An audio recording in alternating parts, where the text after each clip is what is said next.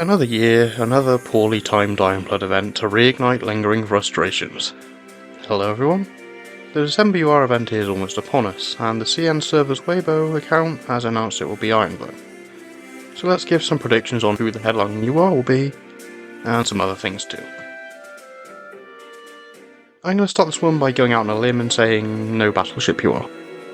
Sure, Gott von Berlichliegen is waiting in the wings, but both of Ironblood's previous UR events have been battleships, and we've already had two already this year. That's UR battleships, not UR battleships in Ironblood events.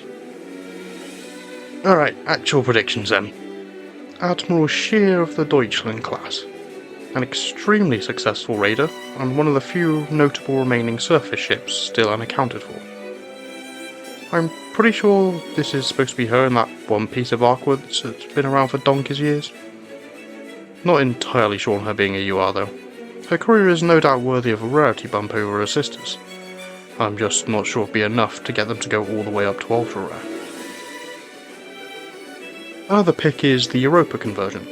I've already made a video about her, so I won't go too into it, but she was the largest of the mid-war carrier conversions looked at by the Germans, following events like Bismarck, Taranto and Pearl Harbor. A worse than Shinano level shitshow of a conversion, considering they gave up, but AL is known to take a few liberties with this kind of thing, and we've been slowly working our way through those conversions in the past events. Also, hopefully she'd bring some new planes, because damn does Ironblood Aviation need some help. I genuinely believe that Manju is afraid of letting smaller ships headline UR events, considering we haven't had one since Shimakaze, and all the ones since have been shop URs, but here's a couple predictions nonetheless. The Type 7B U-boat U-48. The highest scoring German U-boat, and thus the highest scoring submarine of the war. If any sub was to get UR status, it should be her, racking up a little over 300,000 tons of sunken ships over 2 years and 12 patrols. For comparison, that's the equivalent to 3 modern US Navy supercarriers. She should be UR, but given Da Vinci, the highest scoring non-German sub, is not, I have a niggling doubt. They could also do a Type 21 Electro boot, one of the most advanced submarine designs from the Germans, and the first to be designed to stay underwater for most of its time. Every major Allied navy ended up picking up one for research purposes after the war. U-2540 is my pick, currently preserved as a museum ship in Germany. They could also do a Type 26 class that was under construction at the war's end. These were to be high seas boats using a novel Walter turbine propulsion system, making them one of the first air-independent propulsion submarines. A couple destroyers now, like the late war Type 1942 DDs. Germany's most advanced destroyers featuring efficient diesel propulsion and dual-purpose main guns. Z-51 was the only one of this type to get built and was very much an experimental design that differed greatly from the final, namely in main guns which had 4 single mounts versus the 3 twins on the final.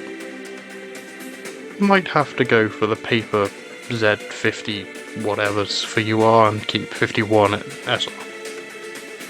Of course, there's also the Spey Cruisers, a sort of in-between between destroyers and light cruisers, following the general layout of the former with armament calibers of the latter, and would have carried a ZX designation should they have actually built them. Alright, the final Hail Mary. In Interlude of Illusions, Bismarck brings up an envoy from a Kingdom of Tulpania, also mentioning that for the longest time they hadn't had ship girls in their military. And to get to the point, the assumption is that she's talking about the Dutch. Now, I'm sure having a navy that historically fought against the Germans, while they occupied their country, being under the banner of the stand-ins for said Germans, won't be at all controversial. But sarcasm aside, I could see them coming with this event and one of their ships getting a Gasha UR if we fudge the hull type a bit. The Project 1047 battlecruiser is basically a somewhat better Dutch Scharnhorst meant to protect the Dutch East Indies from Japanese cruisers, while the Americans and Brits got into a slugging match with the battle lines.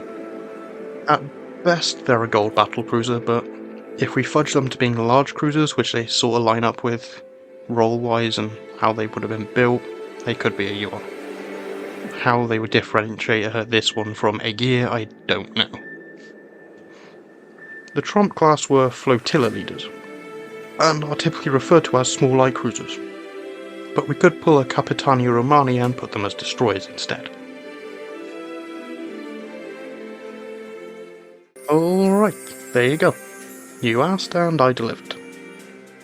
Bit harder to predict this time, since it isn't as locked to the story as the JP Anniversary UR was, and I've got no idea where they're going to go with this. Watch all this be wrong and they pull some random types of eye out of their ass.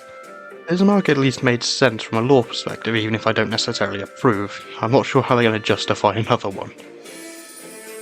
It's kind of fucked up that pulling ships from another country that fought on the other side of the conflict is even in discussion for an Ironblood event. Can you imagine this shitstorm if it is a Dutch UR? Ironblood fans technically get another nation stealing the UR in their event.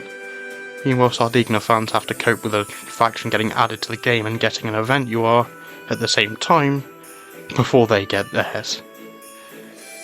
I'd say it's so passed over, but that implies it past started to begin with. Anyway, as usual, give your thoughts and predictions if you want, and I'll see you next time, when I throw a brick at whoever's responsible for the event schedules. See you guys then.